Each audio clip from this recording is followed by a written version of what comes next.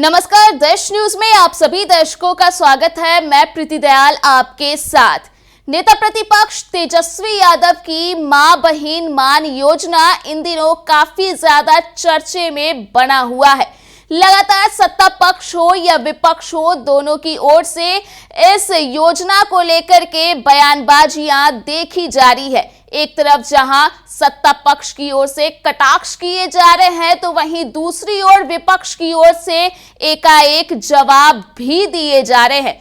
इसी क्रम में बता दें कि कार्यकर्ता संवाद यात्रा को लेकर के आज तेजस्वी यादव अररिया पहुंचे थे, जहां उन्होंने महिलाओं से, लड़कियों से बातचीत की। जी हां, बता दें कि एक कार्यक्रम आयोजित किया गया था और इस कार्यक्रम के दौरान कई सारी महिलाओं ने तेजस्वी यादव से बातचीत की। उनके सामने अपने सवालों को रखा कि आखिरकार जब तेजस्वी यादव अगर मुख्यमंत्री 2025 में बन जाते हैं तो आखिर महिलाओं के लिए क्या कुछ करेंगे, सेल्फ एम्प्लॉयमेंट को लेकर के, महिलाओं की बिहार में सुरक्षा को लेकर के।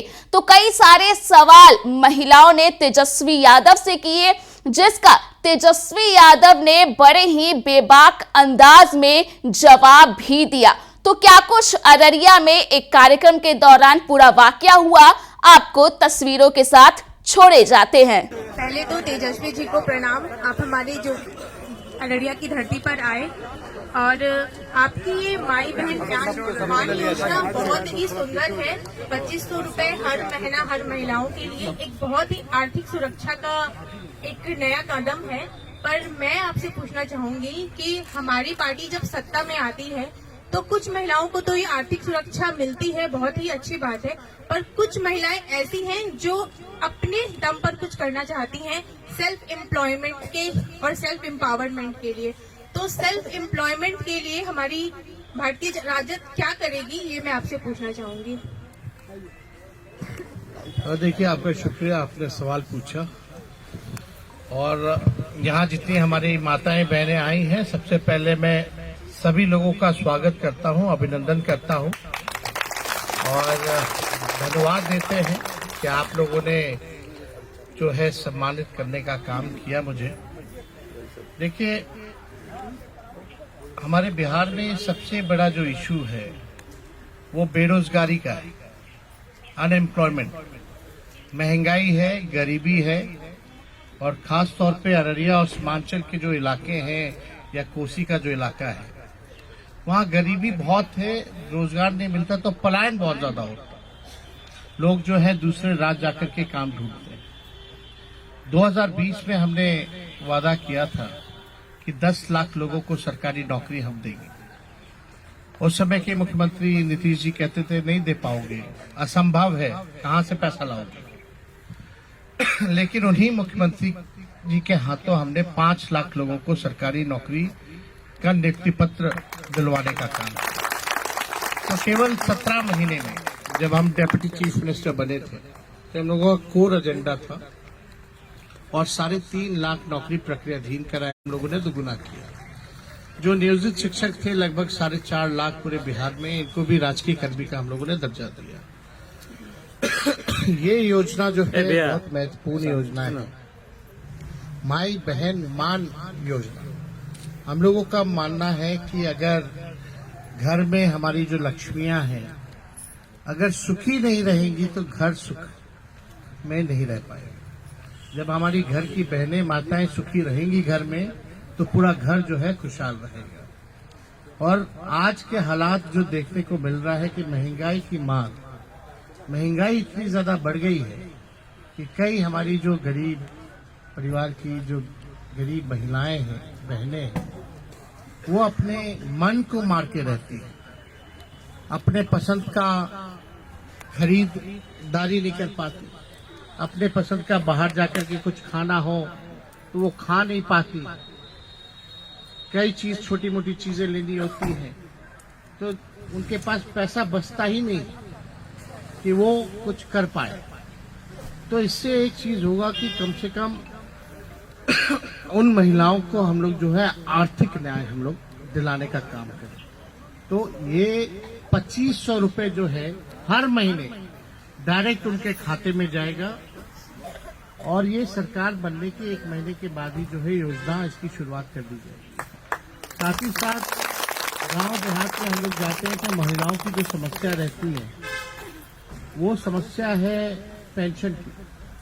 कई जो विधवा महिला है 400 रुपये मात्र मिलता है पेंशन, उससे कुछ होने वाला नहीं। जो दिव्यांग हैं उनको भी जो है सामाजिक सुरक्षा पेंशन जो स्कीम है उसके तहत केवल 400 रुपये मिलता है।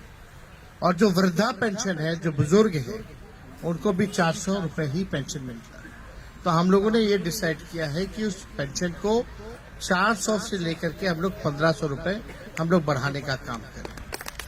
तो आप देखिए 1500 ऐसे और 2500 ऐसे अगर घर में आने लग जाए तो लगभग जो है ठीक ठाक सरकार जो है राहत दे पाएगी, ताकि घर चलाने में हमारी माताओं बहनों को कोई दिक्कत ना। आज गैस सिलेंडर देख लीजिए, हम लोग तो इस पे भी विचार कर रहे हैं। जो गैस सिलेंडर जो मोदी जी ने 400-500 से 1200 कर दिया है, अगर हम लोग इस पे विचार करें, अगर उसको 500 अगर हम लोग ले आने का काम करें तो काफी घर में जो है लोगों को राहत मिलेगी। अब आपका सवाल है कि कई महिलाएं बच्चियां जो है वो अपने पैरों पे जो है खड़ा होना चाहती, तो we should start at focusing on more on skill development पे भी हम लोग फोकस कर सकते हैं। आप देखिएगा there is lots of schemes like startup, जिसमें कि सरकार जो है उन माता बहनों को जो अपने बलबूते जो खड़ा होनी चाहती है उनको जो है स्टार्टअप का जो मौका मिलता है, एक स्कीम है। आप देखिएगा कि कोविड के टाइम में कई मजदूर वगैरह जो है जो फंसे हुए थे वो वापस आए।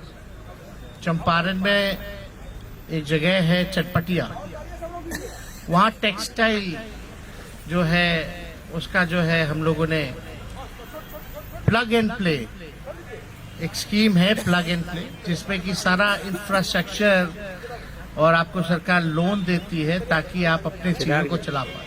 तो जो लोग सूरत में, गुजरात में जो माताएं बहनें जो केवल मजदूरी का काम करती थी, आज वही बिहार में अगर प्लग एंड प्ले जैसी योजनाओं हम लोग लाएं, जहाँ प्रॉपर इंफ्रास्ट्रक्चर हो, मशीन का लोन का खर्चा हो, अगर हम लोग दें, तो आज वही महिलाएं आप जाकर के चटपटिया में देखिएगा अपने पैर पे खड़ी हो गई, कंपनी बना लिया, प्रॉफिट में रन कर ली।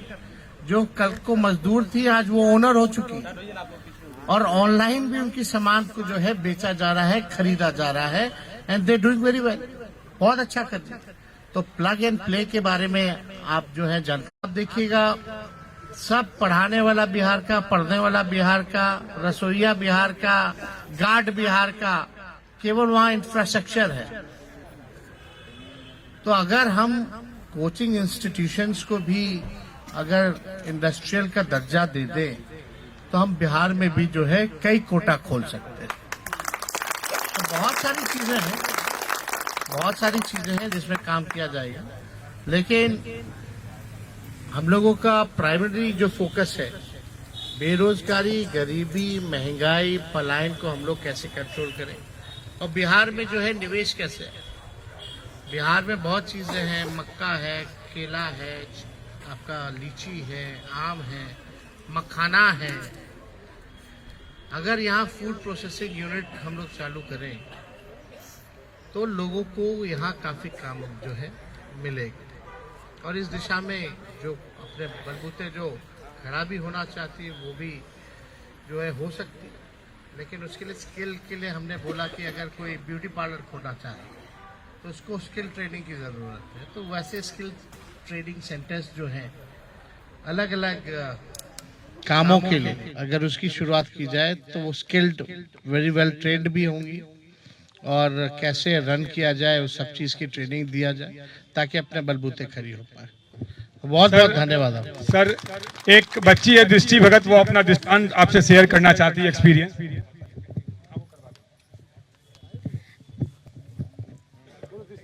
अररिया जिला में आपका बहुत बहुत स्वागत है।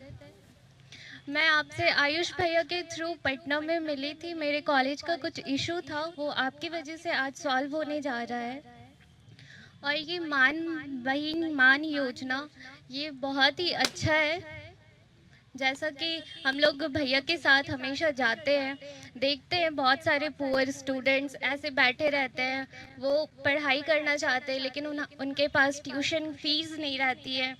तो ये बहुत ही अच्छा है, आप जो सोच रहे हैं वो आगे वर्क करेगा। और एक बात बोलना चाहूँगी, हम वुमेन्स सेफ्टी के लिए कुछ आपसे चाहते हैं कि आपका जब सत्ता आए तो आप वुमेन सेफ्टी के लिए बिहार में कुछ करें ऐसा। और अररिया ज़िला में हेल्थ और एजुकेशन के लिए भी कुछ हो। जैसा कि बहुत सारे पेशेंट्स हेल्थ के लिए बहुत कॉन्शियस रहते हैं, अगर वो बहुत बीमार है तो हमारे एरिया में ऐसा हॉस्पिटैलिटी नहीं है जिस वजह से उनकी जान खो जाती है। तो हम चाहते हैं कि आप इस चीज़ में थोड़ा देखें और आप ज़रूर करेंगे, आपसे यही उम्मीद है। मैं शुक्रिया। इसलिए आपने कई बार बोला है कि पढ़ाई, दवाई, कमाई, सिंचाई, सुनवाई और कार्रवाई वाली सरकार होनी चाहिए। तो जो बेसिक जो इंफ्रास्ट्रक्चर है, जो सोसाइटी की बेसिक नीड्स है, जाहिर सी तौर पे एजुकेशन है, हेल्थ है, किसानों का है, तो ये जो सुविधा जो है और एक ऐसा इंफ्रास्ट्रक्चर जो है डेवलप होना चाहिए।